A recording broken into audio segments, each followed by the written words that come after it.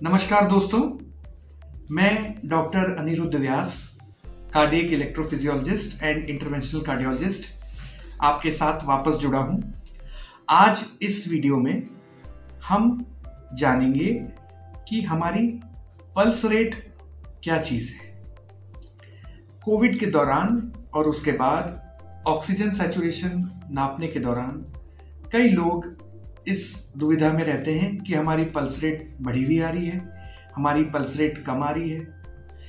जैसे जैसे medical monitoring उपकरण घरों में आते जा रहे हैं, वैसे वैसे ये चीज़ें काफ़ी चिंता का विषय बनती जाती हैं।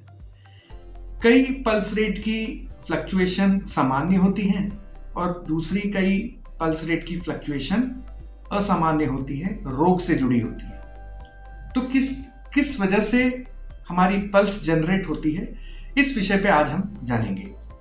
तो दोस्तों, जैसा मैंने आपको पिछले वीडियो में बताया था, इंसान का हृदय एक इंजन की तरह काम करता है। इंजन के 4 भाग और 2 अवयव होते हैं। जो इंपॉर्टेंट अवयव हैं उस पर हमने स्पार्क प्लग के बारे में बात की थी।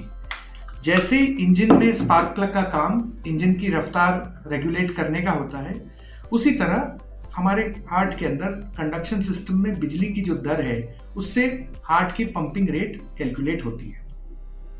जितनी दर से बिजली हार्ट में संचालित होती है, उतनी ही दर से हमारा हार्ट धड़कता है। जब हार्ट ब्लड को पंप करता है तो एक सीमित मात्रा का खून हमारे हार्ट से पूरे शरीर की ओर दौड़ता है।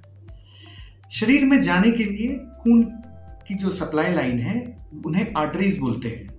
वो आर्टरीज कई जगहों पे पाल्पेट की जा सकती है। जैसे आपने डॉक्टर को एग्जामिन करते वक्त देखा होगा कि वो हमारी रेडियल आर्टरी या ब्रेकियल आर्टरी या कैरोटिड आर्टरी को चेक करते हैं। उस चेकिंग के दौरान वो पल्स रेट कैलकुलेट करते हैं। तो दोस्तों, पल्स वो अनुभूति है, वो अनुभव है, वो फीलिंग है जो हार्ट से पंप होने वाले ब्लड की मात्रा को हम पेरिफेरली शरीर के दूसरे भाग में फील कर पाते हैं।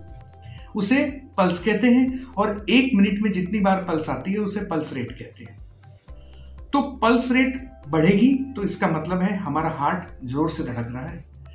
अगर पल्स रेट कम है तो इसका मतलब हार्ट धीमा धड़क रहा है। पल्स रेट बढ़ने के कई कारण हैं। एक कारण है जो हार्ट से संबंधित नहीं है, शरीर से संबंधित है, और दूसरे सेट ऑफ कारण है जो हार्ट की इंट्रिंसिक प्रॉब्लम से संबंधित है। हार्ट के एक्सटर्नल कारण हैं, उनमें प्रमुख सबसे कारण है एंजाइटी, मानसिक तनाव, घबराना। वो सबसे हमारी पल्स रेट बढ़ती है, क्योंकि तनाव लेने से सिंपैथेटिक स्टिमुलेशन के द्वारा हमारा हार्ट तेजी से धड़कने लगता है। ये स्थिति जब होती है जब हम कंटिन्यूसली या तो स्ट्रेस में हैं या फिर हम आकस्मिक किसी चीज से घबरा गए हैं, चिंतित हैं किसी भी कारण से। दूसरा कारण है बुखार होना। तो बुखार के दौरान हमारे शरीर को ज़्यादा ब्लड की और ज़्यादा ऑक्सीजन की रिक्वायरमेंट रहती है। इस हाई मेटाबॉलिक रिक्वायरमेंट के लिए हमारे हार्ट को जोर से धड़कना पड़ता है। अगेन सिमिलर, हमारे ब्रेन से हार्ट की ओर सिग्नल जाते हैं और हार्ट तेजी से धड़कता है। दूसरी परेशानियां जैसे हीमोग्लोबिन कम होना या थायराइड की समस्याएं होने से भी पल्स रेट में फ्लक्चुएशन आते हैं। पल्स रेट कम होती है जब थायराइड की समस्या हो या फिर हार्ट के अंदर कुछ इंट्रिंसिक प्रॉब्लम हो, जिसके लिए हमने पिछले वीडियो में पेसमेकर से संबंधित बात की थी। पल्स रेट बढ़ने के जो हार्ट से संबंधित कारण हैं, उन्हें हम सुप्रावेंट्रिकुलर या वेंट्रिकुलर टेकिकार्डिया कहते हैं।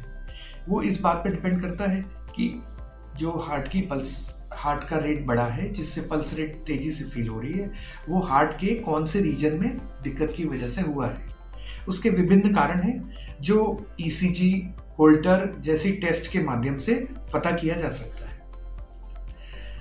इस तरह की प्रॉब्लम हार्ट के अंदर कई तरह के एक्स्ट्रा सिग्नल डेवलप होने की वजह से भी होती है, और जब वो एक्स्ट्रा सिग्नल एक्टिवेट होते हैं तो वैसी स्थिति होती है मानो हमारे घरों की बिजली की सप्लाई में जैसे वोल्टेज आकस्मिक बढ़ गया हो। उससे कभी कभी दोस्तों ऐसा होता है कि पल्स रेट सीधा 70 या 60 से बढ़ के 200 तक पहुंच सकती है। इस स्थिति में हार्ट बिना किसी रिक्वायरमेंट के तेजी से पंप करता है और उसी तेजी से वो पल्स भी फील होती है। इस समस्या को मेडिकल लैंग्वेज में PSVT बोलते हैं, पैरोक्सिस्मल सुप्रावेंट्रिकुलर टैकीकार्डिया। इस दौरान जब धड़कन बहुत तेज होती है, उस दौरान हमारे हार्ट का रक्तचाप मतलब ब्लड प्रेशर कम हो जाता है, क्योंकि हार्ट को बराबर समय ही नहीं मिलता कि वो एक ब्लड प्रेशर को जनरेट कर पाए। इस दौरान मरीजों को आकस्मिक धड़कन फील होना या चक्कर खा के मूर्छित हो जाना, इस तरह की समस्याएं हो सकती है। इस तरह की बीमारियों का EP studies radio frequency ablation के माध्यम से सुनियोजित तरीके से पूर्णतः इलाज संभव है। इस बीमारी को जड़ से मिटाया जा सकता है इस प्रोसीजर के माध्यम से। और कुछ बढ़ी हुई धड़कन या बढ़ी हुई पल्स रेट के जो कारण हैं वो लाइफ थ्रेटनिंग भी हो सकते हैं, स्पेशली वेंट्रिकुलर टैकीकार्डिया या वेंट्रिकुलर फिब्रिलेशन। ये हार्ट की वो अरिथमिया स्टेट है जिसमें सडन कार्डियक अरेस्ट अर्थात आकस्मिक रूप से हार्ट का पंप होते होते बंद हो जाना संभव है। इस दौरान इमीडिएट चेस्ट कंप्रेशन या शॉक लगा के अगर व्यक्ति की जान न बचाए तो उसकी आकस्मिक मृत्यु हो सकती है। उस स्थिति को हम सडन कार्डियक डेथ बोलते हैं। तो दोस्तों, आज हमने ये जाना कि पल्स रेट का फ्लक्चुएशन एक सामान्य स्थिति है। कुछ हद तक ये नॉर्मल वेरिएशन होते हैं, जैसे पल्स रेट 50 से 100 तक होना। नींद में भी व्यक्ति की पल्स रेट कम हो जाती है, जैसे व्यक्ति जब सो रहा होता है तो पल्स रेट एकदम 30 हो जाती है। जो लोग योग साधना करते हैं और डीप मेडिटेटिव स्टेट में जाते हैं, उनकी भी पल्स रेट कम हो जाती है।